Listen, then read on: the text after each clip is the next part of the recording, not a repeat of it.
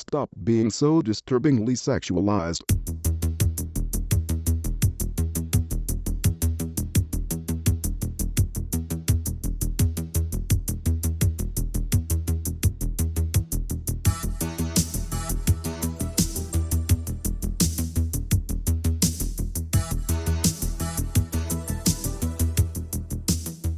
Hello, welcome to episode 79 of Chet and John's Reassuringly Finite Gaming Playlist. My name's John Denton. With me, as always, Chet Roivas. Ahoy!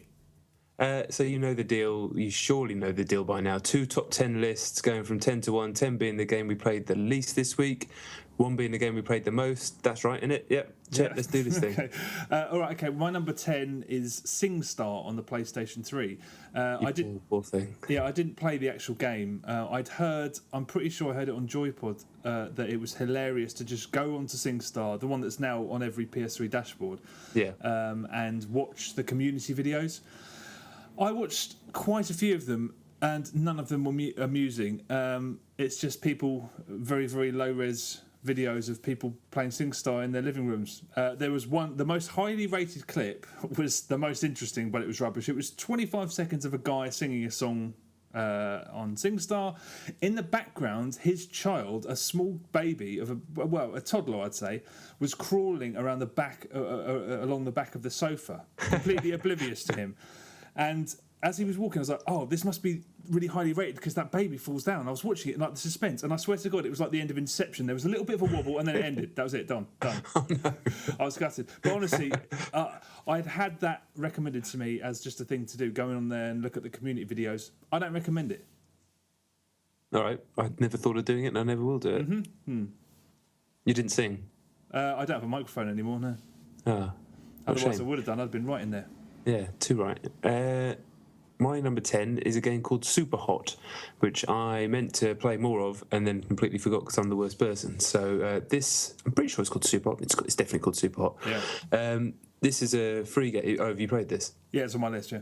All right. So I'll go through it quickly. It's a free game, browser-based shooter, basically, done in really kind of stark graphic style. Everything's really white, and the point of it, I only played a little bit of it, and I thought, right, I'm going to go back to that, and then I completely forgot, and I didn't have enough time. Anyway, you'll probably be better at explaining it than me, but from what I gathered, it was a shooter where time only moves when you move. Yeah. So you shoot a guy, and you have to move to make the bullet move towards them, or they shoot you, and you can kind of move out the way of the bullet, and as you move, time moves, and it was all really stylish, and I thought, this is cool, and I want to go back to it, and I forgot. So yeah, I'm sure you'll talk about it later. I don't have anything more to say. I'm the worst. Okay, well, I'll only touch upon it briefly, but yeah, I'll speak about it in a minute. All right. Okay, well, my number 9 is Animal Crossing New Leaf on the Nintendo 3DS. You went back to it. I heard you talk about it with Dave last week. Yeah, I still don't understand it. I admire it, and I appreciate I appreciate it. I don't really understand it as a game. I think it tends to polarize people more so than anything else I can think of, because there are some people for whom it's just like, I don't get this. I logged in as my girlfriend on her account because because it was the same 3DS. We were sharing the same city, and she was the mayor, and I wasn't. I logged in as her, and my house was there, but there was no mention of me being there. I went and spoke to people, and they didn't know why. There was no mention of me at all. So I just thought, that's a bit wank. At that moment, my girlfriend came in, and I said, "Oh, you've got a fishing rod and a spade. What's all that stuff for?" And she was just like, "It's boring. Don't bother." I was like, "Oh." Okay. Does it adapt to local weather? Because when she came in, she was soaking wet, and like it was raining in the game, and I was like, "Is that a coincidence, or does it actually?" I have no idea. Okay, that would be cool. I like the way there was some sign I saw, like, come here at 7:00 on the dot for some fireworks, and I was like, "Oh, that's quite nice. Make arrangements to go and look at fireworks." I suppose I don't understand the game. I really don't. It's charming as can be, but don't understand it. Yeah, I kind of gave up on it. I've still got it sitting on my 3DS. I haven't gone back to it. I enjoyed everything that I played. I didn't really understand it myself, but I just liked it when people moved into my town, the weird animals with weird names, and then you just go and talk to them and they say weird things. That kept me entertained for quite a long time. I hear people talking about the price of turnips and bells, and they need to up their economy. I know I'll never get that involved because there's a part of my brain which tells me off whenever I start getting involved in something that pointless. But that's not to say that they shouldn't. I'm glad that they're enjoying it. But I just found it charming. But I think you've come into it in a weird way as well, going into someone else's world, not as the mayor, whereas I've done it sort of as intended, I think. But the thing is, they never said. I mean, because I only know that you're supposed to be the mayor because you've told me, other people have told me. But even when I was in her town, there was no mention of her as a character, or like go and see the mayor, or like there was an opportunity to write a letter to her, or I could write a letter from her account to mine, and it never got to live. I don't know. It's way too. It's not for me. Yeah, I kind of don't think it's for me either, really. But I'm glad I tried it, and I might get back to it one day. Maybe I will as well. Hey, who knows? Yeah. All right. My number 9 is a game I just played briefly just before I went off on holiday, which is where I wasn't on the podcast last week. And why my list this week is a lot of handheld games, as we'll find out. Anyway, my number 9 isn't a handheld game. It's Rock Band Blitz. I've just played it very briefly. I like to do a few songs every week, as we do. I normally don't talk about it, but this one, I started doing one song. I'm not going to tell you what it is because I got about halfway through it and I looked at the little bar on the right and I was ahead of your score. And that never, ever happens. I'm normally miles behind your score. Even though I get 5 gold stars on a lot of tracks, and I think I'm pretty good, I'm normally always behind your score. But this time, I was ahead. And I had to pause it because my boy was kicking off. And then that all happened. And then he did a shit. And then we had to go. And I was just like, I was genuinely gutted because I thought I will never know. I will never know if I was going to beat your score. So I'm going to try again, probably tonight or maybe tomorrow. I'm not going to tell you what the song is because it's probably one that you've not actually got a very good score on. You'll just go back and get some completely untouchable score that I'll never be able to get near. But yeah, the dream just hung tantalisingly in the balance for a minute and then was yanked away from me by Excrement. Man, that must be some terrible song from Rock Band 2 or something that I've played once and never went back to because, without taking the piss. I don't know what song you'd... Okay, well, please. From full of shit to full of shit. But by all means, please. Nothing would make me happier than to have another score to try and beat. Yeah, you sound like the bad guy in an 80s film. Yeah, I'm sorry about that. I didn't want to speak about Rock Band Blitz, but I will very briefly in a bit. Okay, well, my number 8 is a game called Contract: Void Justice on the Xbox 360. It's an XSplit game, yeah. It has an absolutely fantastic opening. It's all sort of it looks like it's hand painted in acrylics, and it's like the start of an 80s sci-fi movie. You're this hooded bounty hunter. You come in on a spaceship. And it comes down, and you've got this guy in your company. You're basically a bounty hunter, and you've got this prisoner. You're delivering him to prison. And hilariously, there's a tannoy announcement going, "This prisoner is proud of its record of never having anyone escape from it."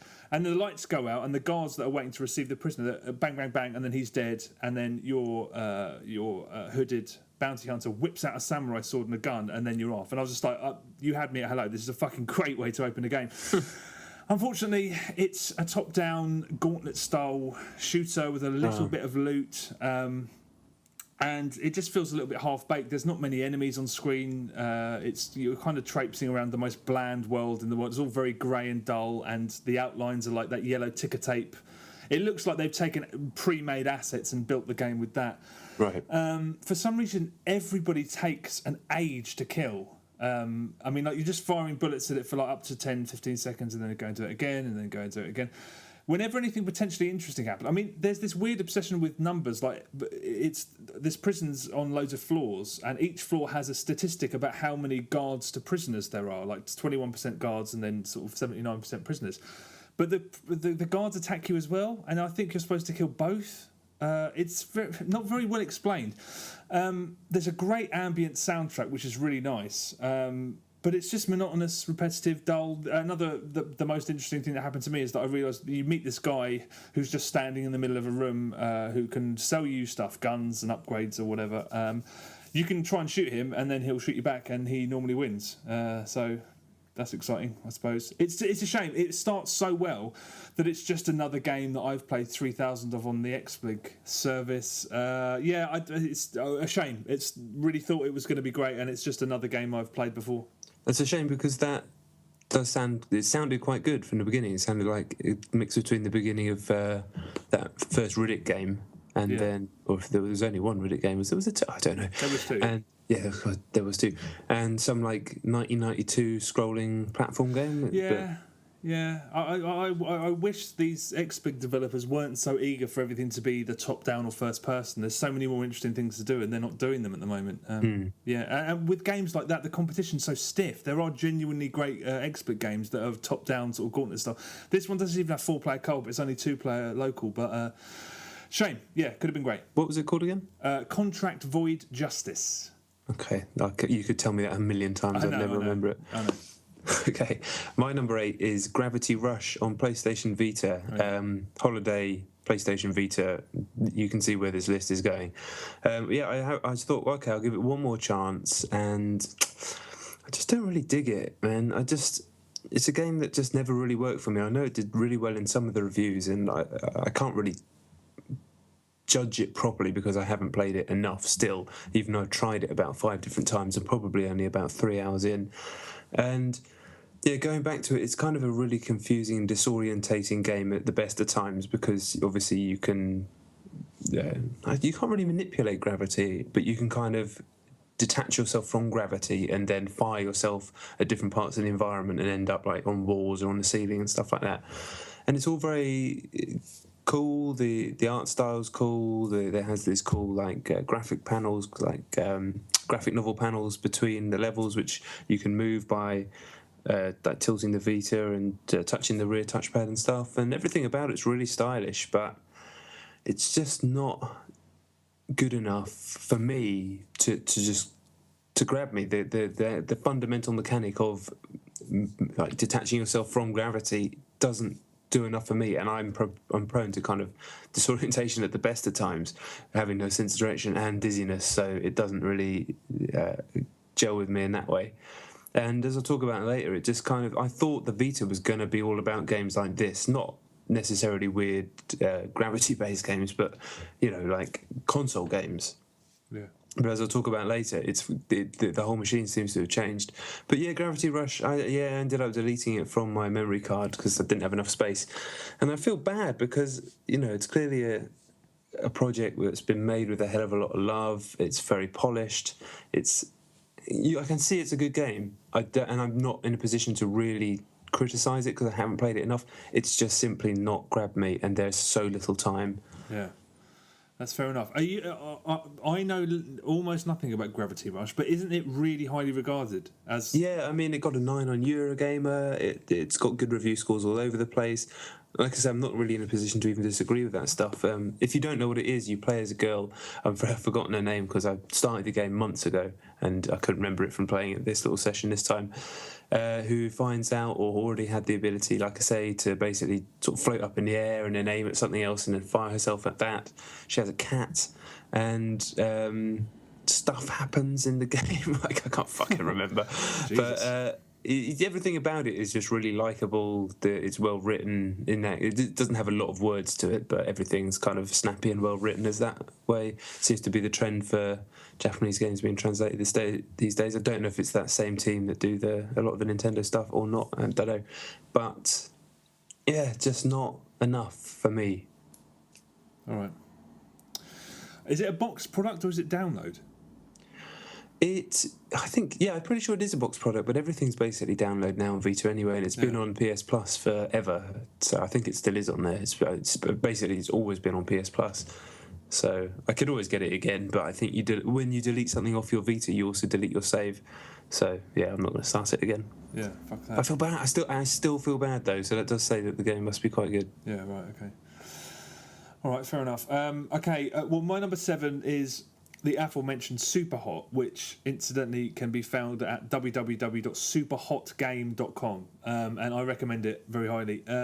It's, as you explained. Did you know it came out of, there's this new, I think it's fairly new, and a 7-day game jam called 7D FPS.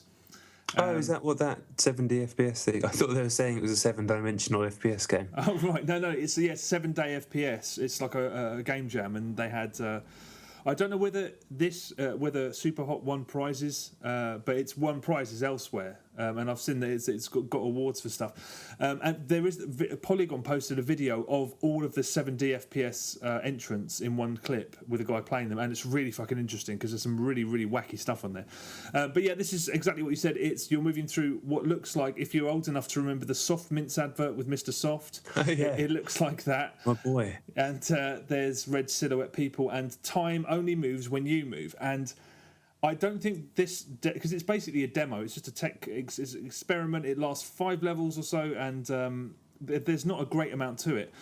It's more about the sort of possibilities that are suggested. So, for example, it takes a little while to get your head around as well. For something that's quite easily explained, I was really like, So, for example, there was one bit where a bullet was in midair, very, very close to my face, and I thought, unless I pick the right direction to move, that's going to hit me square in the head. And there are bits where there's one bit in particular where there's 3 guys standing at the corner just rapid firing bullets at you. And it's when you sort of move, and then you don't stop time, you just stop moving, and then you have to sort of maneuver around. If you have the internet and you have a browser that's got Flash on it, you have to play it. SUPERHOTgame.com. I thought it was really, really. It suggests that there's something very, very interesting to come out of that concept, and the way the narrative goes at the end in the final level, it kind of suggests that a story. I mean, I think they're developing it. They're like getting ready to sort of make a proper game of it, because this is just a test. But the possibilities are really, really quite intriguing. And the fact it's quite stealthy, you only have a few bullets per gun, and once they're out, you have to go and take another one. It's just great. SuperHotGame.com. It's a browser game. Go and play it. How long did it take you to play the whole thing? I played it twice, so one time probably 5 minutes. If you're not a first, it's quite difficult. So it's. I really should have just stayed with it, but I had to go and do something else, and I forgot. Yeah, it's like five levels. There's 3 guys in the first level, 3 guys in the 5 guys. But you can smash it if you're a shooter person. But if you're not, I still think if you're not a first person shooter player, by and large, still have a look. SuperHotGame.com. Just go and have a look. Easy. Yeah, easy. My number 7 is FIFA 14, the demo. The demo of FIFA 14. Have you played the PES demo? Yes. Oh, you played both? Okay, they're both on my list. Let's bundle them together in a minute. All right. So wait, my PES is after this. Okay. Oh, okay. Well, yeah. Let's. Fuck it. Let's just do it now. All right. So yeah, FIFA 14. Very, very, very similar to FIFA 13, I found, from what I've played so far. It looks almost identical to the point where it really feels like... I mean, I've only played a few games on the demo, but it feels like they're kind of running out of power on these consoles. And I've seen footage, and I think in the distance at Gamescom I saw the next-gen version being played, but the booth was always rammed, so I didn't really see it up close. I think it feels like they're maybe putting all their emphasis into the next-gen version, which is cool. I've got no beef with that. But this one, I mean... People always criticise football games for being the same every year. Don't play them, and I've always kind of argued back and said no. But if you play loads of them, all the minutiae changes, and even small animations can have huge effects on how the final game plays out. But man, this is really, really, really fucking similar. I did notice that the shooting is better. It's more varied. It's kind of snappier. There was more different types of goals being scored both by me and the computer, and I was having a bit more luck with tackling, and it didn't feel quite as bogged down as 13. But I mean, I'm clutching at straws here, to be honest. I couldn't really tell the difference. Wow. I had several games, and I think it feels... I mean, the problem with football games is that you can never judge them off the demo. You can only really judge after several hours playing them. Yeah. I found that one of the things that bothered me about FIFA 13 was that it was really easy for your players to pick out long through balls. Right. So there was this time, which I'm sure I spoke about on here, where I was playing against a guy who does Messi play for? Barcelona or Argentina, yeah. All right, yeah. And every single time, even the goalkeeper, I think, whoever got the ball, long through ball, Messi would receive it and he'd be on goal. That just kept happening sometimes. It's a hell of a lot more difficult than this because I kept trying to do it. And whereas before you could occasionally get by with a through ball that didn't have any height on it, now that's almost impossible. The AI is really difficult here. I mean, I don't know if that's... I've never understood playing football games again, or any competitive game against AI. I've never understood the appeal because I don't know what you're I don't get it. But the AI seemed really quite difficult and really used tricks and skill. The skill things that I think that I don't tend to use. One of the best things about all football games is that you can learn all those skill tricks. It's like any great competitive game. I mean, Street Fighter, you can, if you're good enough, get by without doing any special moves. And I play football games very much using just the buttons as they are. I don't use any skill tricks, any of that stuff. But this game felt like if you don't learn all of those tricks, you're going to be at a massive disadvantage. Because the fact that the AI was doing all of this stuff, and that was why. I mean, I got beaten twice. I don't know. That's just my assumption, though. Again, you can't make any concrete judgments of a demo. But I think it's good. I think it's they've remixed penalties slightly. And I think that the goalkeeping's better because in 13 it was 50-50 at best. You dive in a certain direction and your keeper would just flail around, and half the time he'd knock the ball in the goal or he wouldn't touch it at all. Every time I saved a penalty or I went in the right direction in the 14 demo, he saved the ball, and I was like, okay, that's definitely better because it was so messy in 13. But I thought it was pretty good. Yeah, I do think it's good as well. But I thought that what I played in the demo of PES 2014 was better, which is my number 6, and I can just go on to talk about it now. Now, I played the leaked demo a few weeks ago, didn't I? I think that was the last podcast I was on, which was a fucking mess. I feel kind of bad. They released it, it appeared, I got it, I downloaded it, I made a video, whatever. It's not my fault. Yeah. But what that demo was, I don't know. It was a fucking sluggish, hellish mess. I don't know why it exists. I don't know why it was ever on anyone's server. The new one, admittedly now playing on 360 instead of PS3, so I don't know, I haven't played the PS3 version of the new demo, is much, much, much better. It's nice and responsive. It's probably not quite as snappy as PES 2013, but the animation and the new engine, in my opinion, makes up for that. I played this quite a lot, actually. There's loads of teams on the demo. Yeah. It's like 6 international teams and 6 club teams or something, maybe, or 4. I think it's crazy. And Man United are on there. I'm obviously a United fan. Other cool teams to play as. You play as England, you play as Portugal. So you got Ronaldo, and I just really enjoyed it. I scored some absolutely brilliant goals. I was loving the passing. Some of the animation in the new engine was absolutely superb. I mean, truly brilliant. From small stuff like the way an attacking player will react when his legs are just clipped slightly when he's running through. It just looked fucking beautiful, and all the way up to some of the. I scored a goal with Van Persie with the kind of back heel from across, which is just a fucking joke. I got out of my chair, and I didn't really have anything bad to say about it. I was so happy that the game PES 2014 isn't that game that I played 2 weeks ago. Yeah, that game doesn't really exist. This is what the game is. Presumably, I mean, every single year, the demo has and the final product have been different. So presumably, this is the game. It's out so soon that I can't see how it's not. But I'm very excited. It's a shame that it's not on next gen, but I understand why. Purely because I'm going to be keeping an old console around just to play it for the whole year. Yeah. But yeah, I'm pumped. I think it's great. Okay. Well, me too. I mean, I think if we're if we have to sort of judge the demos as a sort of realistic sign of what the full games are going to be, I think it's going to be very similar to last year in that I think they're both excellent and you're going to win either way. But I think PES is the better game. In terms of the presentation, I mean, bits of it do look, when they're standing in the frame rate's terrible, but when they're standing in the tunnel waiting to come out, the players, it looks really, really quite remarkable. And on the pitch, it looks great as well. Some of the lighting effects are amazing. It's a lot, the menus and stuff, and actually some of the stuff on the pitch, it's a lot more like FIFA. It's a lot more garish. The colours are a lot louder. You know, FIFA's always been like a festival, like so bright and colourful, and PES has always been quite muted. This looks a lot more like FIFA just because there's fucking reds and bright blues and stuff everywhere.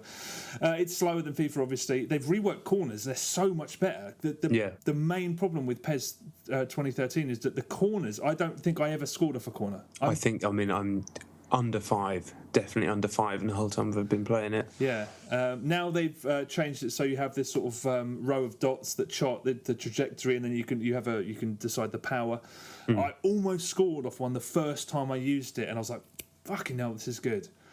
Yeah, that's there for free kicks as well now, isn't it? Is it? Yeah, and I absolutely rattled one off the bar from about 30 yards with it. So that's good. But you can turn it off and do the old system just by pressing the right bumper as well. Oh, right, if you want to be a purist. Cool. Well, yeah, I mean, it's too early to say what's massively different because you have to play a hell of a lot of both in order to know that. But on the evidence of the demos, I think, you can't lose. But for me, playing that PES demo was just like, yes, I can't wait to smash people up online on this. Or get smashed up online. I guess. And it really felt quite different to 2013. It felt like, because it's a new engine, so that's why. As different as a football game can feel, whereas for me, 14 and 13 on FIFA was like, okay, it's all about the next gen version, which I'm still very excited for as well, because that's another game entirely as well. So which might hopefully I'm going to go to Eurogamer at the end of this month, so hopefully try and get a game on it there. But it's always so rammed that I can't be doing my queuing. Yeah. Well, yeah. I mean, it's win-win. I think. I mean, FIFA will always win on features and official stadiums and players and all that stuff, but. Just the on the pitch stuff on PES is just absolutely superb. Yeah, some of it was like, I don't understand. This is the feeling that I used to have. I mean, this is again. I mean, I played this demo quite a lot. It maybe should have been higher up on my list. Actually, I can't really work out how much I played different games on holiday, but there are moments I used to think about Pro Evo and even the ISS Pro games when I was a kid. I don't understand how this has been made, especially back in the day, because I used to play every football game back in the day, back in the PS1 days, every single football game I played. And then ISS Pro came out, and it was like, it's not just better than all the other ones. It doesn't even make sense how much better it is than all the other ones. It's like it's come from a different planet. And then I always felt like that going forward for the next however many years until it all started to go wrong. But this year, even in the short time that I've played, it does feel like I've had some of those moments again. Just animations and things and the way the players react on the pitch. It's like, how have they made this? Yeah. So I'm fucking super pumped. Then it's out next week. Fucking GTA and Pro Evo in the same week. It's like being a teenager again. Yeah, no doubt. Shit, no, yeah. It's not. I'm still too old I wasn't even a teenager when GTA came out. Anyway, talking rubbish. Yeah. Okay. Well, yeah, that's good. That's good. Good football shizzle. Okay. Yes. Well, my number 6 is Splinter Cell Blacklist. I haven't gone back to the campaign, although I do intend to if I find the time. I won't find the time. Maybe sometime down the road when it's an HD remake on my watch or something. It's kind of when we did last year, and we might do it again this year. Last year we did the 20 most underrated games of the year or whatever. Yeah. And the concept is so nebulous because underrated often doesn't mean critically panned. It often doesn't mean unsuccessful. It's this weird thing where you get a feeling like I feel the way. I'm sure if we do that again, Splinter Cell Blacklist will be on my list because I feel this kind of like why isn't this absolutely huge? It's another AAA, unbelievably polished, riddled with absolutely so much content. It's Ubisoft operating at full whack again. Yeah, it's so fucking good. I mean, I enjoyed the campaign a lot. Some people may not. Like it if they're sort of really, really against the action stuff, although there's much less of it this time. The spies versus mercenaries mode is so good; it's actually ridiculous. There's friends of mine. I always say to them, "Let's get this." I gave up on that years ago because we have Battlefield, and whenever I've recommended we buy a game, they shell out 40 quid, which they haven't got, and we play it for a week, and then they sell it, and we play Battlefield again. Yeah. This is the first time in a long time where I've said, "Look," because it's 3-on-3. I said, "Look." To two of my mates, look, just get it. And they're like, well, fucking Grand Theft Auto, the new consoles, fuck it. And I'm like, no, just trust me. It is absolutely as good as you possibly can think a 3-on-3 action game could be. Do you know how it works? I played the old ones, yeah. Oh, did you I'm really? assuming it's the same. Yeah, I played it on Pandora tomorrow. Okay. Yeah, I mean, I never played any of the old ones, but it's a first-person shooter, and then you change sides, and you're basically Sam Fisher 3 times. Yeah, it's so well balanced. It really is. It's so well thought out. Just the concept of the game alone is brilliant, but it's executed to absolute perfection. And I played it. I mean, the thing is, I played it on PS3, so I didn't have a headset, and I didn't have friends also playing it, obviously. But I got into this game where I was playing in with 2 American guys, and I heard everything they said. So I think after a while they could tell that I was listening to them. Sure. So I'd start getting vague. When you're cooperating, it's one of those games that just commands the cooperation. It's like a Battlefield or any one of those games where you succeed by just sheer fucking military precision. It's thrilling, absolutely thrilling. That mode is thrilling. I can't remember the last time I've not only turned on my PS3 to play a multiplayer game, but turned it on to play a multiplayer game when I'm not playing with friends. That's how good it is. It's so good. And I'm just looking at Splinter Cell, I'm just like, it's too close to COD, it's too close to GTA, it's too close to game. For some reason, I get the feeling that a lot of people just said, maybe when it's 20 quid some point down the line. It's a shame. It's I mean, it's too early to say. It's only just come out. It might it's done well enough, I think, judging by its placement in the charts. But but what the fuck does that mean? It's fucking great, really great. I mean, an impressive package and a gorgeous looking game, and just I really, really rate it. Yeah, I've wanted to play it ever since I saw some of the early, not the early demos, but the more recent ones this year. I like the way it flowed, and I like Conviction as well, more than Double Agent, definitely. And I struggled with Chaos Theory as well, even though I know people say that's the best, but personally I just kind of struggled with it. I think I was done on the Uber stealth by that point. But it's tough, man. Saints Row, I haven't played Killer is Dead yet. Yeah. There's other stuff I can't talk about that I'm currently playing for review, and then GTA's out next week. It's just tough, but maybe down the road. Yes. All right, is it me? Yes. It is. My number 5 is Hotline Miami on PlayStation Vita. Oh, yeah. I played quite a lot of this on holiday. It's a fucking brilliant game. I was basically just trying to better my scores and to try and get the A+ rankings on levels, but I couldn't really work out how to do that. I managed to do it on the first level, and then I've been racking my brains playing the sort of next 3 levels, really enjoying myself still, but not really understanding how to get A+, and it might just be the fact that it's incredibly difficult to do so. I was getting like Bs, so I wasn't doing badly. But that's part of the joy is just experimenting. That's what that game's all about. I don't think that, I mean you can see how the points rack up at the end, but it's all about. I got an A+ just from doing the most mental thing. Halfway through I thought I'm going to die in a minute and this is all fucked, but it wasn't.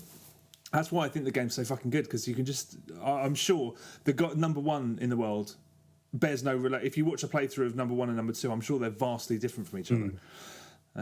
But yeah, it's good. I'd love to play it on Vita. I've only played it on PS3. It's absolutely brilliant on Vita. I mean, not only does it fucking pop on that screen as everything does, but I don't know. I mean, one of the key ways of playing it on PC is using the lock-on. So you hold the shift button, look ahead, then you can click your mouse wheel to lock onto someone, and then you can. It's basically like Z targeting in Zelda. Yeah. You can then move around them.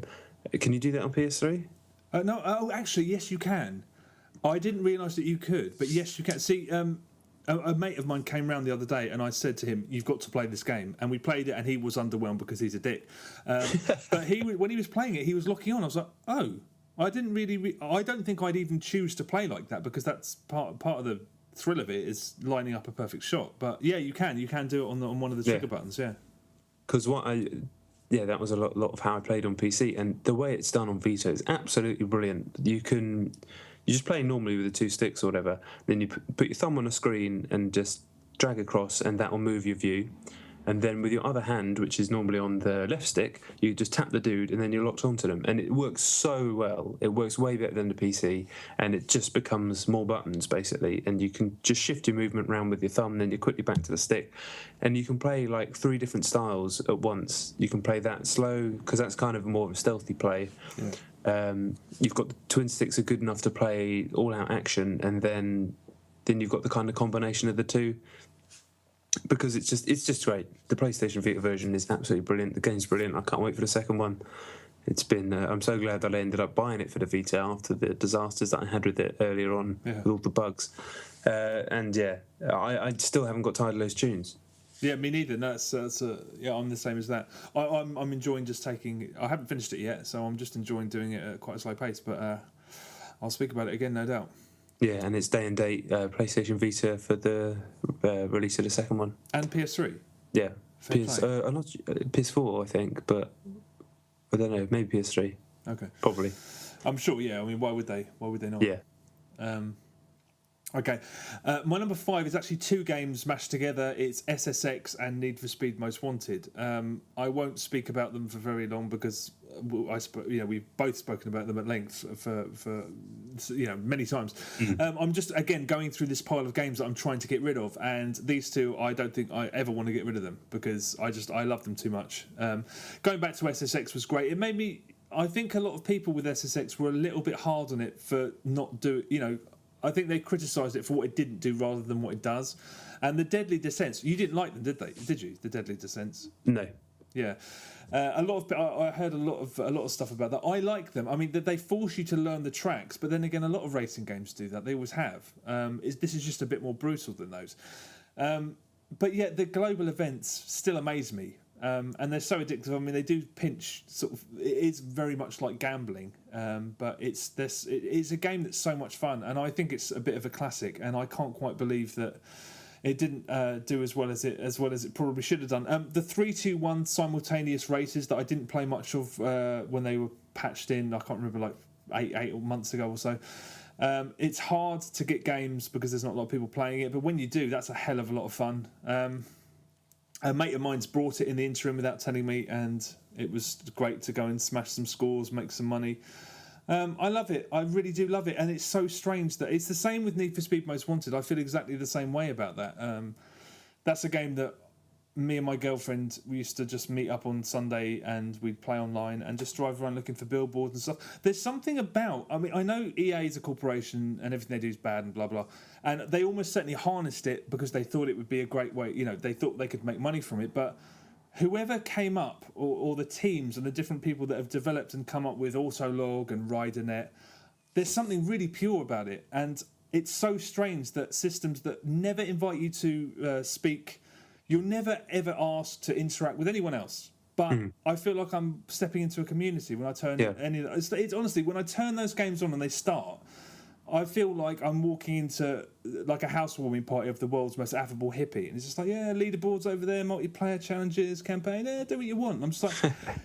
I feel, when I play shooters, I always imagine some spiky-haired little shithead sort of going, I'm going to kill you, and I'm just like, fucking clap you little bastard. It's always how I think. But on here, I feel like I really want to sort of... It's a social device that's not social, but at the same time it's more social than most other things that try and get people to try and communicate and stuff like that. It's so weird, but I love turning those 2 games on, and I love playing multiplayer with people, and I love... I don't know, there's something so affable and nice about them that I'm sure that that's the creator's intention. The fact that EA have tried to put it into other games that maybe the fit's not perfect is another matter. But those 2 games are fucking great, and just as games, they're fantastic anyway. I love them both. I wonder if we'll see another SSX. It did all right, didn't it? I don't think it... But, I mean, who knows what projections they... who knows what they wanted from it. No one ever knows. And didn't it come out, like, 2 days before Mass Effect 3 or something? Yeah. Yeah, I think so. Who knows? Well, I thought it did okay. I thought it did all right. All right, my number 4 is PlayStation Vita again. It's a game called Stealth Inc., which is previously known as Stealth Bastard, a much better name on PC. But for obvious reasons, they changed it to Stealth Inc. It's just a shame because it's not like that word is particularly offensive. Yeah. But anyway, it's called Stealth Inc., which is a terrible name. And it is a 2D stealth puzzle game where you basically play as a cross between a Sam Fisher and a little minion from Despicable Me. Right. But without, it doesn't make funny little noises like the minions. But they're basically little clones that operate as little stealth men or something. I don't really understand the story. It was free. It came out on PlayStation Vita and it was straight on PS Plus. So I don't think I'd have ever bought this game because it never really appealed. But it was on PS Plus, so yeah, brilliant. I downloaded it and I've given it a real shake. I've played a good bunch of levels, played a good few hours on it, and it's not really doing it for me. I think it's a clever game. It is, like I say, a stealth puzzler. A lot of it involves manipulating 2D environments in order to stay in the shadows, basically, and not get caught, not get squished by doors that are coming down, not get seen by cameras and shot by turrets, and then just to get through. And it has messages that appear on the wall almost, Splinter Stealth Start, right? Tell you you're doing well. I think the story is eventually alluding to the fact that you're these clones and you're going to try and escape from this kind of fucked up facility that's killing other clones, and then you just get replaced by the next one. But the gameplay doesn't. It's good. It's definitely good and clever and admirable. And I think if I'd played it, I think it might be a couple of years old, and maybe if I'd played it a couple of years ago when there was fewer 2D indie games, right, I would have liked it more. But as it is, I was like, this is good, but it's not quite good enough to keep me away from the other games, which I'll talk about later in my list. Yeah. And not quite good enough to keep me playing, because it wasn't. A lot of it's kind of trial and error, and it didn't. Some of these games just always leave me a bit cold. You get to the end, and I'm like, yeah, I got there, but I didn't. It's not like I'm not having a eureka moment like I do with Portal, for example. Yeah. But then again, kind of spatial puzzling and stuff doesn't massively appeal to my brain. I'm more of a reactionary type of person than someone who likes to deconstruct a space. I've said it multiple times. Loads of blokes love to pull things apart and see how they work. Yeah. I don't give a fuck myself. So that type of game just doesn't appeal to my brain. I prefer to just like fucking, like wrestle people and eat meat. I don't know what I'm talking about, but that's what I want to do. I'm an idiot. Still think would appeal more to that type of brain type, I think. But it's a shame it's not called Stealth Bastard anymore. Free on PS Plus. PS Plus is brilliant. Okay. I don't want to hate. It just isn't really for me. That sounds like a game that I watched a Let's Play video of maybe a year ago, and it just left me quite cold. So it might not be. I have the vaguest of recollections of it. It could have a lot less personality than it does. I'll say that. I mean, they really do a good job of giving it as much, as much as it possibly could have for what it is. Because if you break it down, it is a fairly rudimental game. It's like, here is a way of a puzzle working, and can you figure it out? But they give it as much personality as they can. So credit there. And yeah, I'm sure I've heard other people liking it a lot. Okay. What was the new title? Stealth Inc., which I think makes sense for what the story is. Yeah, that's a shame though, because Stealth Bastard is infinitely better title. Yeah. Okay, all right. Well, my number 4 is Rock Band Blitz. We've spoken about it way too many times. It's just become an obsession again, as much so as it was when it came out. And my girlfriend has discovered something that I'm not massively happy about. I'm like in the top 10 on a lot of songs on the worldwide leaderboards. But I never quite understand how some of the people are getting the scores that they get on number 1 and number 2. They seem unattainable. But my girlfriend has discovered that rather than using the blast notes, which we use, if you use flame notes, but they bounce around.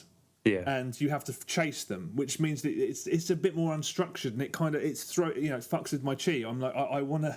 I know I play the game a certain way, and I don't really want to mess with that, and I don't really get much of entertainment from chasing these things around. Whereas she does, which means she started to beat some of my high scores, which is means all I get is non-stop smack talk. It's such a significant part of our lives these days. Whenever we see each other and there's an Xbox, we're just like, should we have a couple of songs, and we do this. And she's just really leery, and it's really annoying me. She's turned into like a what did you call me? Was it like a villain? A comic book villain? 80s villain. You remind me of the bad guy in California Man. California Man? Yeah. I can't remember. The Brendan Fraser film, Yeah, no, I don't remember the bad guy in that. There was a bad guy in that, wasn't it? Just he's just the most. If you were to draw a picture of the most generic jock of all time, it would be this guy. All right, okay, thanks, I appreciate that. But no, she's like she's like that. She's like a villain from a comic book, and she did something the other day, and I didn't sink in until 5 minutes after. And I turned to her, and I was just like, "Did you hear what you just said?" We were out having lunch, really nice place, Sunday lunch, and she said to me, I don't think you understand how to harness the power of the flame note. And I paid no attention to it. And then 5 minutes, I was like, you just said something that made you sound like a fucking comic book villain or something, giving it the large. But that's all I get now is fucking Lair, because she's giving it the large. I say I'm not going to adapt and use flame notes. I probably will, just because this is getting to be too much. Sounds like you're going to. Yeah, I can't have any more of this. Incidentally, I spoke last week about how it's actually Rock Band Blitz is actually quite a dodgy proposition because there's things like that achievement. Thank you for buying 300 pieces of DLC. Yeah. My little brother's bought Rock Band Blitz and he's playing it, and I keep saying, "How you finding it? How you finding it?" And he's highlighted something that I've completely forgotten, which is that the way it works is you play the game and you earn Blitz credits, and then you use those Blitz credits to pay for these modifiers, these multipliers, these sort of tools that make the game what it is.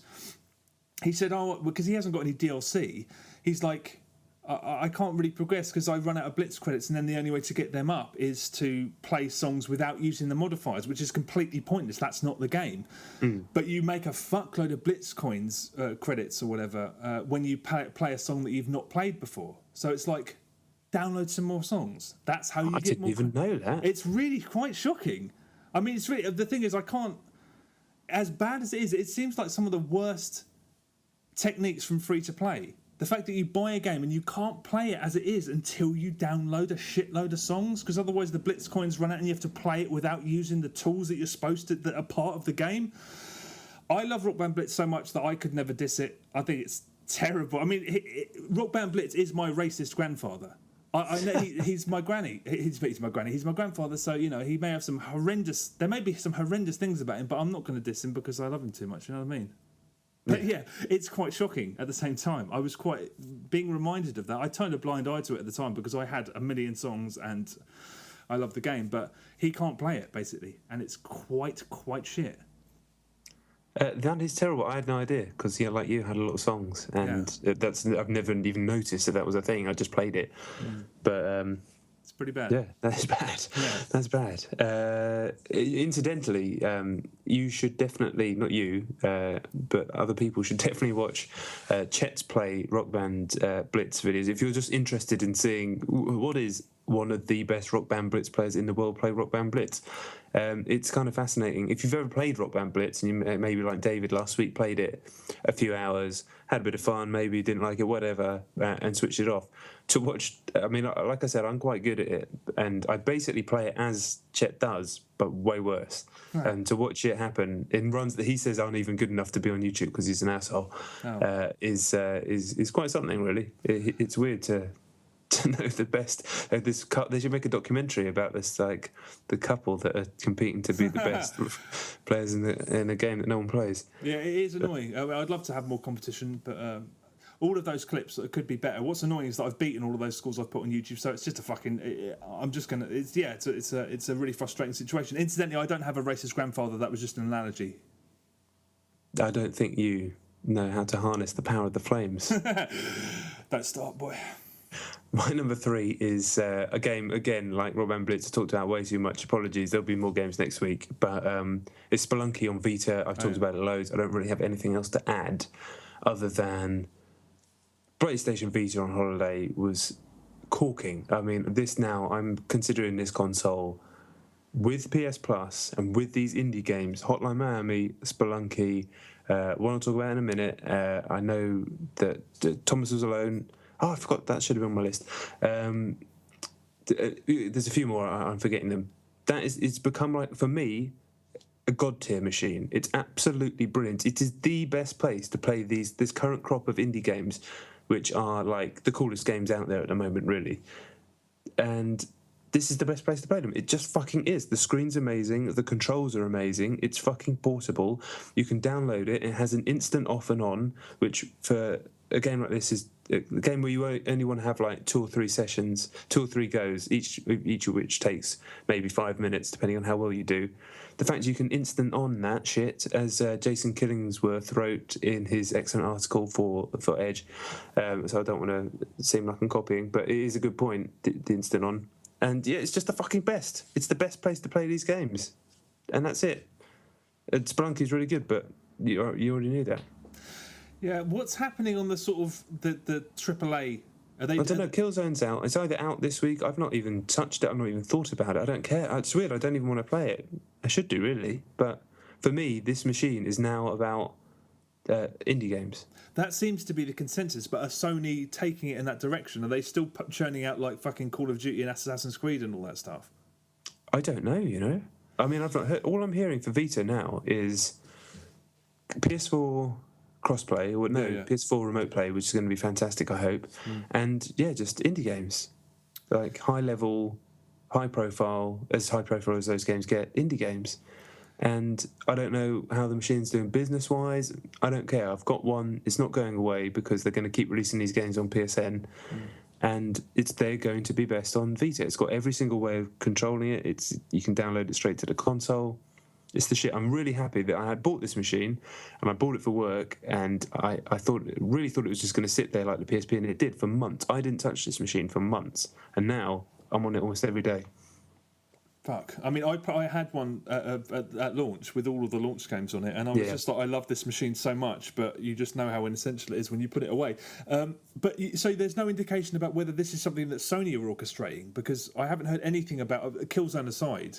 I mean, it seems like the smart move to actually focus on trying to get as many indie games on that system. It's a massive Sony initiative for next gen, for PS4 and PS Vita. Yeah, they've got that Shahid Ahmed, I think his name is just going out there day after day, signing up indie games, talking to the devs. I think he's UK based, but yeah, they're just fucking scouring the globe for the best games and getting them first on PlayStation, or day and date with the PC version. I think they're supporting some games and helping fund some of the development. They're just going all out. They know what they're doing, and they see this as like a key way of wrestling some of the audience back to PlayStation. And it's one of the reasons that I have the PlayStation pre-ordered over the Xbox One. The main reason being that it's a fuckload cheaper.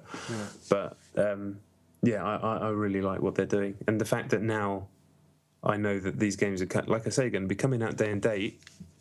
I love the PC, and I love there's always going to be PC games that don't end up on PlayStation things, and there's always going to be cool reasons to play these PC games. But the fact these big games are coming to that awesome machine is the boy. It's top boy. How much are they going for at the moment? I honestly don't know. I can't even remember what I paid for mine. I keep seeing retweeted like there's a deal on, and I'm like, oh god, I need to pick one up, but I don't know. I'll wait a bit longer. What will be interesting is, I mean, you're going for the the console, aren't you? Yeah. Everyone I know has exactly, and it was just kind of making me almost sway, but I'm gonna stick with it. But yeah, you have to come and check out how the thing works, because the remote thing on the Vita, because that's got to be a reason if you end up getting a PlayStation as well. So can you play PS4 games on the Vita? Yes. You can play batters in bed? Yes. What? Yeah, you know how the Wii U works? Yeah. It's that. But it's on Wi-Fi, I assume, rather than like a telephone signal from 1908. No, it's I think it's on Bluetooth. Oh, is it? So I don't know. I don't know. I assumed it would be in all of the same. If you hook up to a Wi-Fi, like the way Apple TV works, if it's on the same network, maybe.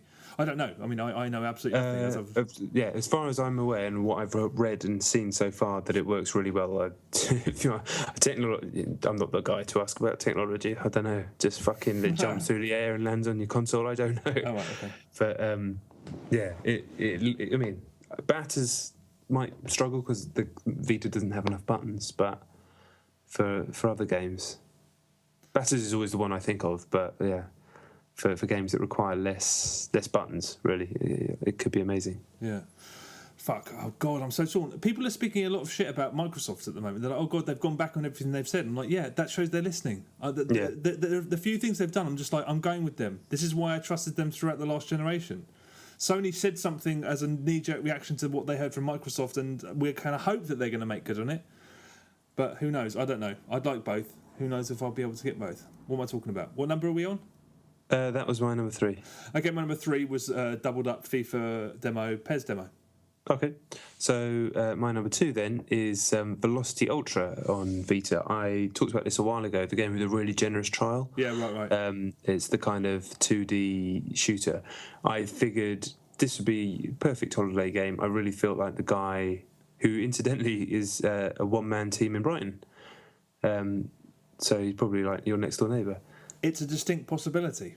Yeah, and I wanted to give him money, basically, because the trial was so generous and I thought the game was so good. And it is. It just keeps getting better and better and better. It's split into, I think, 50 levels. I haven't got to the end of it yet. I think I'm about 35 in. And you play as a little ship going up the screen. The main systems are you can teleport by holding, I think it's square, and then moving your little cursor quickly and then letting go, and you'll teleport to there.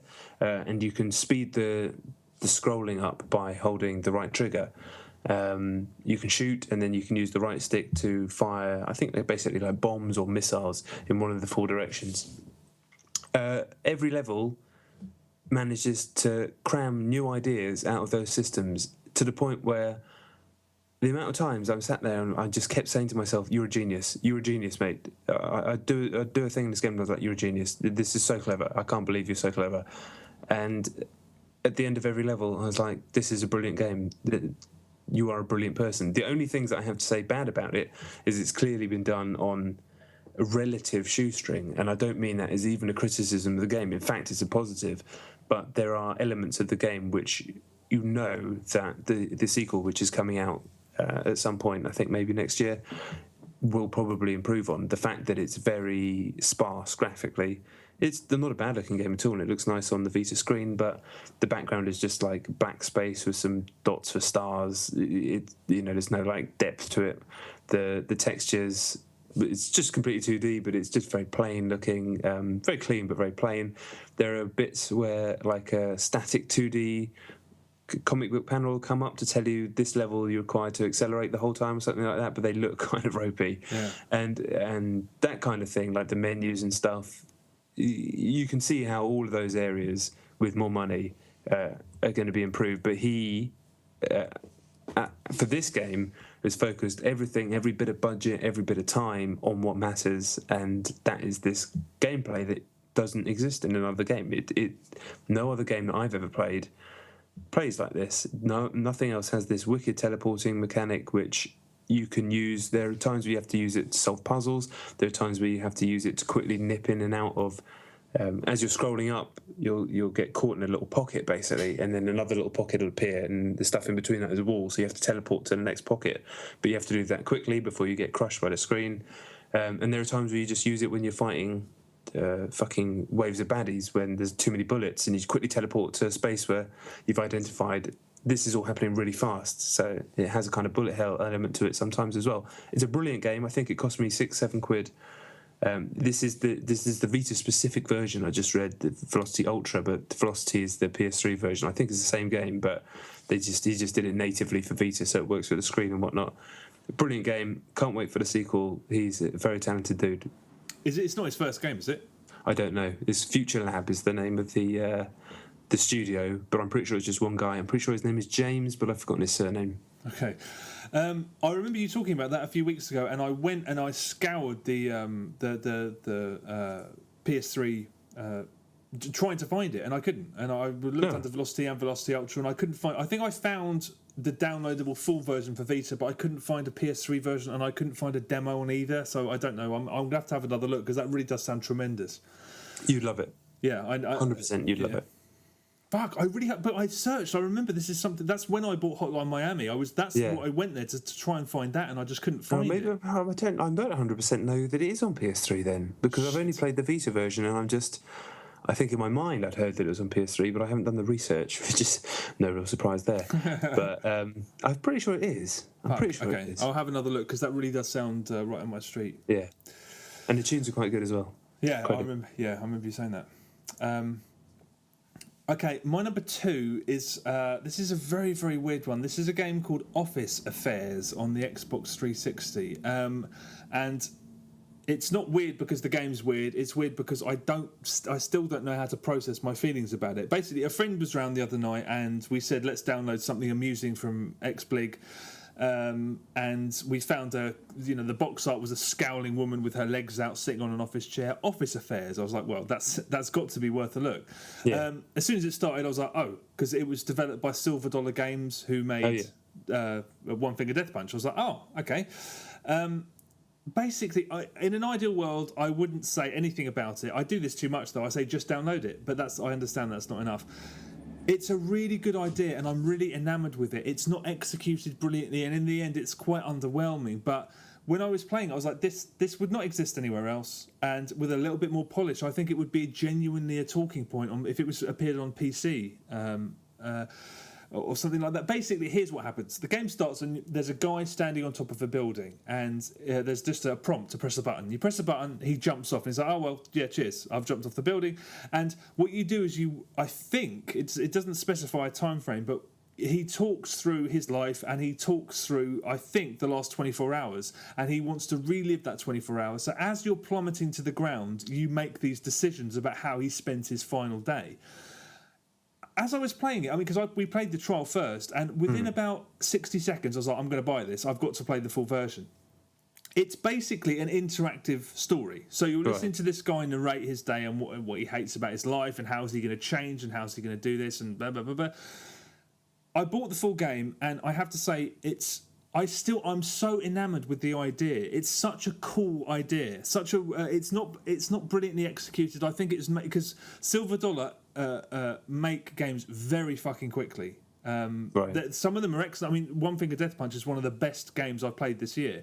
But they're the most ridiculously prolific developer on XBLIG by quite some distance. So the story, it's not brilliantly written. You know, it's a guy telling his story, and you're like, it's just about good enough. But it's not. You know, if a bit more time was taken on it, so the story was the selling point, it would be a different matter. Some of the gameplay, because as you're plummeting to the ground, you move left and right, and you avoid obstacles like filing cabinets and office sort of bits and pieces, and the whole thing's about this guy trying to sort of loosen up and find a woman. So when these women fly up, it's a rudimentary. The gameplay is completely rudimentary. It's about making these choices and avoiding stuff. The only problem is that sometimes the game gets quite difficult, and if you die by getting hit by these things, which is quite easily done, you go straight back to the beginning, and then you have to listen to this not massively thrilling story again, and there's only ever two options, and some of the options end up insisting that you choose the other option anyway, so it's not like you're going to hear different versions of the story. I just really liked the fucking conceit of the game. I thought it was really fucking neat. It's so difficult because on the one hand I don't recommend it because I bought it thinking it was something much more substantial than what it is, but at the same time the way the story goes and where it sort of ties in at the end, you're like, oh, that's really nice. And as with One Finger Death Punch, you get a really heartfelt thank you at the end for playing the game in the first place. I don't know. It's so difficult. I recommend it at the same time as thinking that it's not really worth the money I paid for it. That does sound pretty cool. I mean, ever since One Finger Death Punch, I've just suddenly become a bit more interested in them. I was really surprised when I went on their website because I kind of assumed, I actually went on to see if it was their first game, and it turned out it was like their 950 millionth game. And I'd actually played one of their other games before and talked about it fucking episodes ago, Hockey Fights, which is a really basic but quite fun game with two hockey dudes have a scrap. And then I had all the sexy games and all the fucking buzzly games, and then unbelievably prolific, like you say. But that does sound, the conceit's brilliant. I can imagine, in my mind, how you explained it sounded amazing. But what I paid for is that when I saw it happening, I was like, I'm shutting out. This is already interesting. The conceit is that interesting. Is it just 69p? It's 69p, and the whole game from beginning to end, if you don't die, which is very infuriating, it's like probably 10 minutes. And it's just, you're being told a story, you can interact with it a little. It's not the most brilliant story in the world, but because of how quickly they work, you think that a few more drafts of that script and it could have been something really special. And just, the idea is so good that I think if it had appeared on PC and it was a bit more polished, I think it would be the kind of talking point that sort of comes up on the indie games on PC. It's really difficult because it's not much of a game. But I really like the experience of playing it. So weird one. Yeah, that does sound all right. That does sound all right. Okay, my number one is a game that's probably frustrating for me to talk about. It's Rayman, but it's Rayman Origins, so I apologise. I haven't had a chance to play Legends yet. But Rayman Origins on PlayStation Vita, right? So I've been wrong before, and I'll be wrong again, but I think the most wrong I've ever been was talking about and reviewing Rayman Origins. I did it for a crappy publication I used to work for a few years ago. A game came out. This is where I had to review every single game, and I know you had to do this in your previous place of employment as well. And it came to this time of year, and it was just almost impossible to do.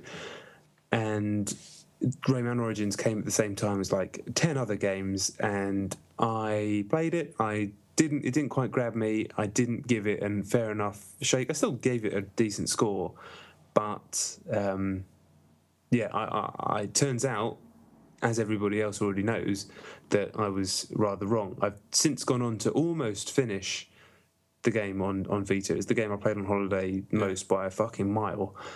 Basically did the whole game from beginning to end, and it's amazing. It's an amazing platform game. It's probably now my second favourite 2D platform game. Mario World will always be untouchable. I can't imagine anything ever being anywhere near as good as that. But I think it might be my second favourite. Certainly the first half of the game, where you're just going from world to world, is just breathtaking. I mean, it truly is, especially on the Vita screen. It just looks unbelievably good, unreal. And like the invention, I'm talking what people already know, right? So I'm not going to go bang on about how good the game is. But for me, I just kept getting blown away by the level of invention. The underwater levels are the best underwater 2D platform levels ever, easily. I haven't played Legends, but they're just beautiful and so atmospheric, and you really feel like you were there. And and I've been swimming in the sea every day on holiday, so that's kind of cool as well. And the only problem I ended up having with the game is it does start to repeat some ideas later on, and then I'm right at the end now. I'm at the bit where you need to beat bosses, and it just starts to really drag, because it makes you, instead of, I just want to get to the end of the game, I want to do each level, do the level, beat the boss, hard or not hard, I don't care, and then get to the end of the game, and then I'll probably get Legends and play it in a couple of months when I'm after a little break.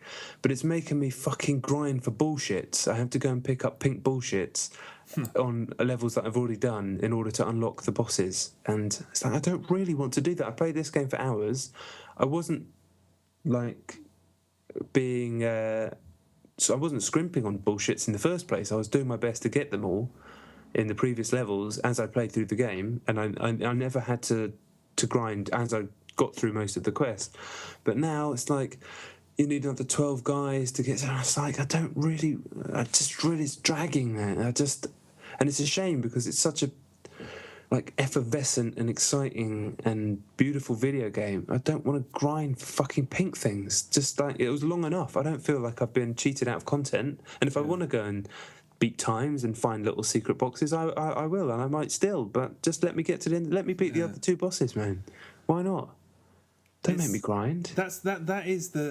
That idea of that's polluted almost every great game of the last 10 years. This idea of having to make sure that there's more than enough content, but the pleasure of completing stuff has been lost. I reviewed that at the time, and I played it fuckloads, and I don't remember that being a problem for me. But I remember saying at the time, this is as good as top tier Nintendo platformers.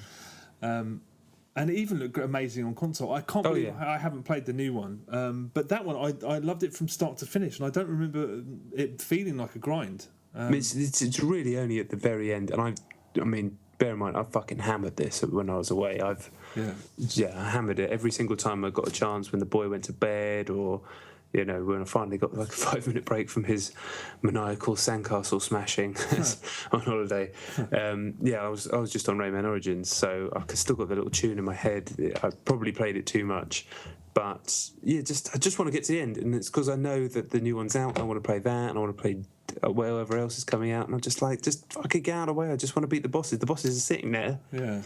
But one thing that I did want to say, I went and I read the 10 out of 10 Rayman Legends review on Eurogamer, which got me excited, obviously. 10 out of 10. Wow.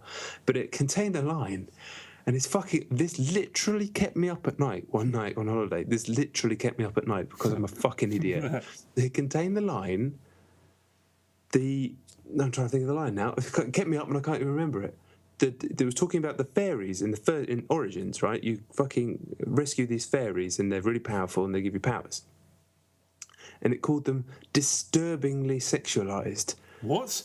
This is a line. It's actually a caption on an image. It said, the disturbingly sexualized, I'm paraphrasing now, but the disturbingly sexualized fairies from Origins are now thankfully replaced by warrior women or something like that. But those two lines, disturbingly sexualized, that's definitely what was said.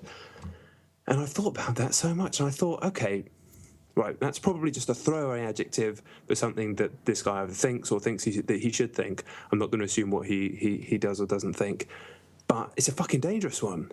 That's a dangerous thing to say, because I thought about it and I thought, okay, you look at the fairies in the game, and it's a French game. I always give French things a bit of leeway anyway, and they kind of have like short skirts and fishnets on, but it's like, I mean, it doesn't really matter to me at all.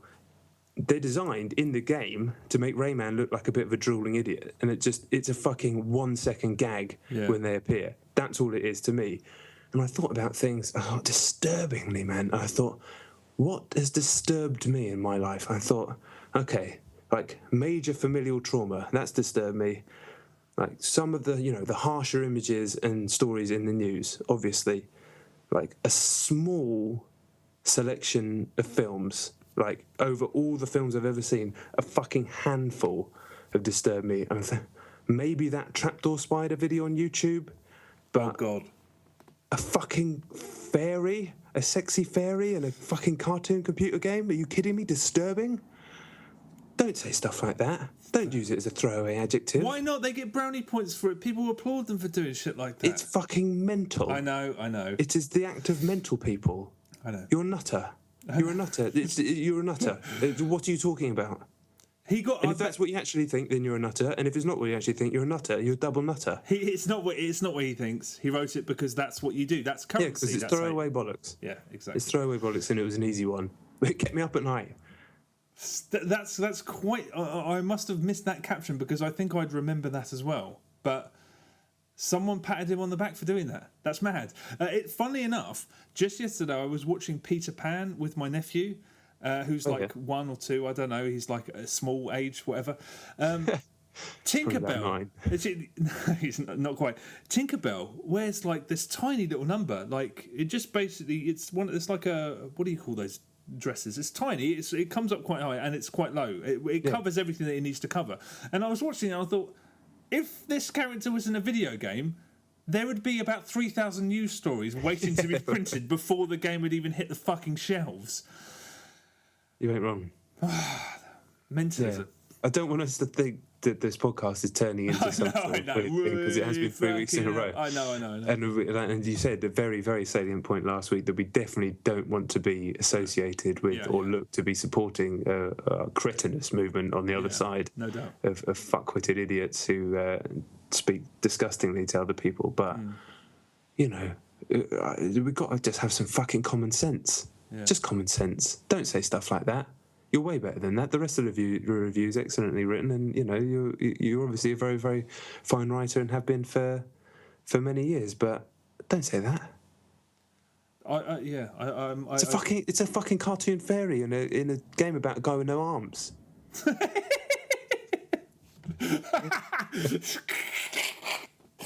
Yeah, good point. But yeah, games. I really hope that the next great British satirist does a spell in games journalism before he embarks on his career, because this is an industry that just deserves to be fucking skewered by a great mind. And I wish it was me. I'm sorry, it's not. But this behaviour is beyond parody now. That's ludicrous. That's genuinely ludicrous. Fucking hell. What a bunch of oddballs. Anyway, okay. Damp squib time. My number 1 is Diablo 3 on the Xbox 360. No way. Yeah. I don't really have a whole lot to say about it. Unlike you, dungeon crawlers, I kind of understand the appeal. And there have been situations, like with Crimson Alliance, which is an Xbox Live indie game, arcade game, where I've seen it and I've said to friends, let's all 4 of us get it and we'll have a right laugh, because the looting and the stuff and all of that stuff appeals to me, and Diablo is the big daddy, so it was interesting to play it. I didn't know this, but apparently it's the first console game that Blizzard have made since StarCraft on the Nintendo 64. Wow. You wouldn't know it because it doesn't look the part, but technically it's quite impressive, because Diablo 3 at least, it's huge, and it loads very quickly when you transition between all of these fucking areas. It loads really fast, and you can have 4 players simultaneously running off to these different portals, going through different places. And if it beggars belief that it works on a console because it's such a sprawling game, and you can be in a completely different area simultaneously as another player that you're playing with. It is exactly what I thought it was, what people know it is. It's a dungeon crawler, and it's difficult for me to know how much better it is than, say, Dungeon Siege or Dragon Siege or Dragon Slayer or Dungeon Slayer or Dungeon Siege. You know, Diablo has been ripped off a million times, and this is, by all accounts, the best, and I don't know why it's the best. I mean, I enjoyed it kind of, but it left this. Although I can understand the appeal, that's not the kind of game for me. I don't know what to talk about. I mean, the visuals are quite muddy. There's a lot of pop in. The textures are quite bland. It's the most bombastic game. You've never played any of these? No. It's the most bombastic game I've ever played. And I watched a review the other day, and bombastic was used a few times. I was just like, that's the perfect word to summarise what it is. Just the cutscenes and the music and everything is fucking amped up, and it's, you know, a character could be, you know, a character could make a cup of tea and it would be there'd be fucking flames and everything, and you know, people find that quite stirring. I find it quite irritating. Apparently there's new radial menus which weren't in the PC version, but because the text is so small and everything's so crammed in, I thought it was a direct port, because I was like, this is too fucking, there's just too much stuff. I can't move quickly around here without a mouse. I don't know what's going on. So apparently it's been reworked for consoles, but it was difficult for me to tell how, because I never played the PC version. There's a combat role that apparently is not in the it's locked to a specific class on PC, which makes it feel more like a console 3D action game, and there's 4-player local co-op. There's a lot of emphasis placed on story and backstory, so I think also that's that's a part of the appeal, because rich is the wrong word, because I think it's sort of, I've heard all this stuff before, even though I don't like this kind of stuff. It's such a dark world. It's almost to the degree of Game of Thrones. It's really, really bleak. Right. The appeal is just a little bit of a mystery to me. I can understand. I can understand the appeal, but I don't imagine myself ever playing it because it's too big. The littler ones like Crimson Alliance possibly, but this, I don't know. I was completely out of my comfort zone, and I was playing it like I don't know what's going on here. I tried multiplayer repeatedly, but I always jumped into games. I quick matched loads of times, and I jumped into games. I ranked up to about 12 on the campaign, and I jumped into quick matches, and I was always in games with people who were like level 40, level 30 or whatever, and I'd mysteriously lose connection to the server, which is, I'm sure the game's just too polite to say that you got kicked out of a game. But I couldn't find people who were on a level pegging to me, which is a bit of a shame. Yeah, I don't know. It felt like work, to be honest, because it's something that I just fundamentally do not understand. But I can appreciate the appeal, I suppose. I don't know. Maybe I can't. I don't know. Diablo, what is it? It's another language. It's a game in another language on consoles that's supposed to be on PC. I don't play PC games, and this is a console port that feels like a PC game. I don't know. I don't know. Stick to XPleague. Yeah, I think I might. It was interesting. I mean, I can. There's things to like about. I'm going to stop talking.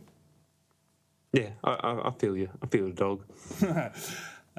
All right, well, okay, that's it. That's us done. Thank you very much for listening, as usual. Please feel free to check us out on Twitter at Chet Roivers, at John Dedson, at Chet and Johns, and YouTube. Chet and John is the YouTube channel. We're on Facebook. No point. Yeah, don't bother. Next week, I'm sure we're going to be all about Grand Theft Auto and some other stuff. Zelda, maybe. Pro Evolution, I imagine as well. Indeed. But yes, thank you very much for listening, and we'll hopefully see you next week. Yeah, peace out.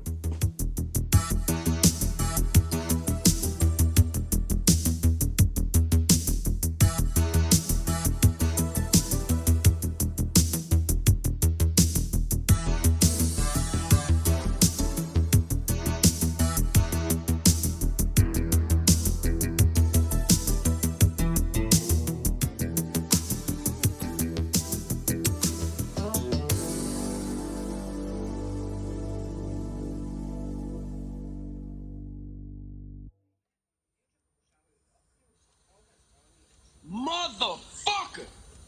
That mute asshole, that fucking snake without a tongue, gave me this shithole instead of a pink slip. I must be the biggest fucking idiot in the whole fucking world.